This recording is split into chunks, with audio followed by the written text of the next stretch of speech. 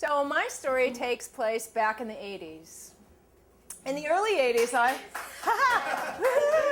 George Michael! Oh, no.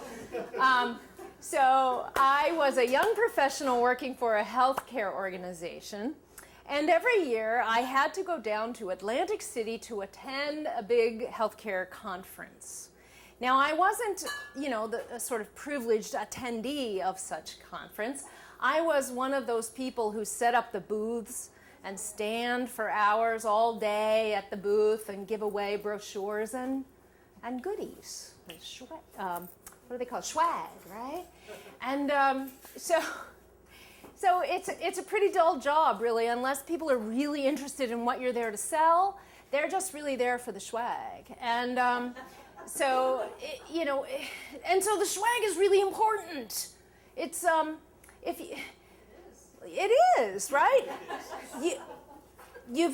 Most of you, I'm sure, have attended some sort of conference, right? And you go and you go to these. You go from booth to booth. You're not looking for what they're selling. You're looking for what's free. What do you got there? You got some, a magnet. Great! So what's important is the swag, and your employer really needs to, put up the money and give us some good swag. The tote bag, the mug, the pen with the highlighter on the top of it. These are really cool things. Well, my employer, we gave out mints.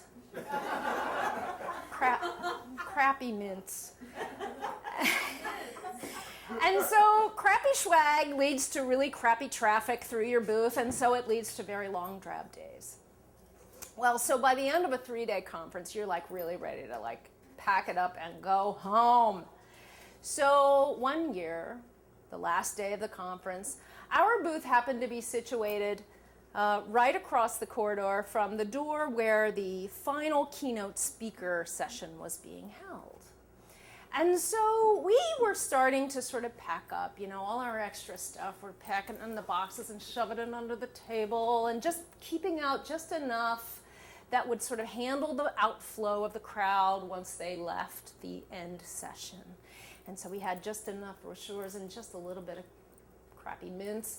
And so we're really ready for this thing to be over. And so finally the door opens and the crowd passes through, and they're, walking by, and they're not taking any of our crappy mints. So we're just being stalwart, and we're doing our duty, and we're standing there. And so the crowd calms down, and it trickles down to just a few people passing by, and then it's quiet, and we're like, okay, let's go, let's pack up. So we're packing up.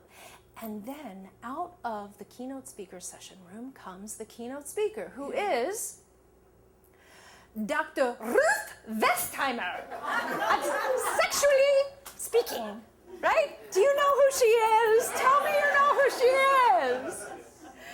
And she is this wonderful pip of a woman. She's 4'7". Now I am short, and so to meet somebody shorter than me is really, really something. And so she comes out with her entourage, her handler and who knows who else.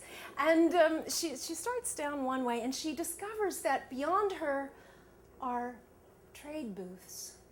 And she perks up and says, oh, freebies? You have freebies? And she makes her way over to my booth. I have crappy mints. Well, she comes over, and I say, so I pick up my basket of crappy mints and I hand it to her, and she doesn't look at me, she's looking at the mints. And I don't remember if she ever exchanged any words with me.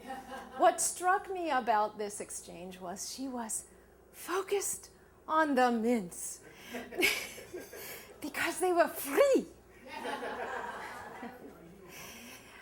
And so I gave her, I handed her the basket for her to choose her mints, and she, instead of taking the mints out of the basket, she put her hand out. Well, it took me a minute to register what was going on here. She was really asking me to take the mint and place it in her hand.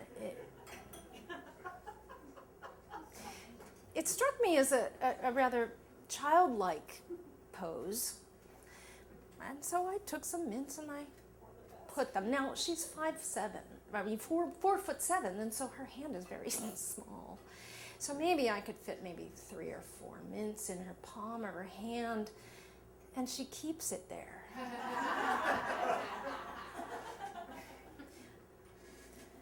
And her handler is beginning to say, "Come on, Dr. Ruth, our car is waiting. We've got to get to the airport."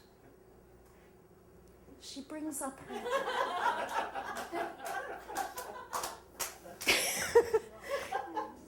God bless her. And so I take more mints and I place them in the palms of her now 2 hands. And her handler by now is really she's just getting really frustrated with this, and she's exasperated. And, "Dr. Ruth, we really have to go." And she turns to her handler with her hands full of mints, and doesn't say anything that I recall. She just looked at her handler like, "Where can we put these?" and her handler looks at me and she's, "Oh, look, do you have a little bag or something?" And of course we don't, because we just have crappy mints. But then I have an idea. Aha! In the things that we've already packed underneath the table, I have a whole bag of unopened crappy mints. So I pull out the big bag and I say, "Here, Dr. Ruth, just put those loose ones back in this basket. You can have this whole bag." And she's like, "Oh," and she takes it and she gives it to her handler, and her handler scoops her and the bag, and they rush off to her next, public appearance, wherever that is. Well, I still shake my head at this, and we laughed for days about the freebies. You have freebies, and here is a woman who became famous for, first of all, her voice and her accent, which no one but a psychologist should have that accent.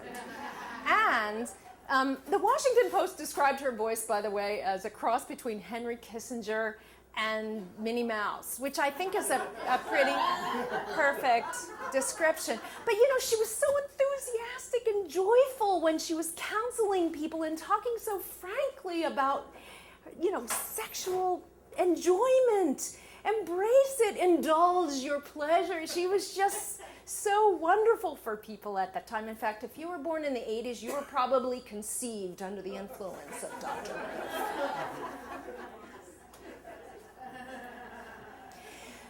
But what was it that made her all of a sudden turn into this child? And it was only later that I learned her background. She was born a single child to an Orthodox Jewish family in Germany, 1928. In 1939, the Nazis came and took her father away. And her mother and grandmother subsequently, to keep her safe, sent her to Sweden to an orphanage where she then grew up and came of age. Letters from her mother and grandmother stopped coming to her in September of 1941. And so, she is a woman who is carrying with her what I like to call this sort of cave of poverty. She is carrying a place of impoverishment. And so she can be easily forgiven for this childish greed. But miracle of miracles, I think, is that she takes from this empty, empty place that she must carry with her, with all the grace that the universe provides. She bubbles up joy and enthusiasm and encourages people to connect and to indulge and to be together because of her hunger. And so, God bless Dr. Ruth. Amen.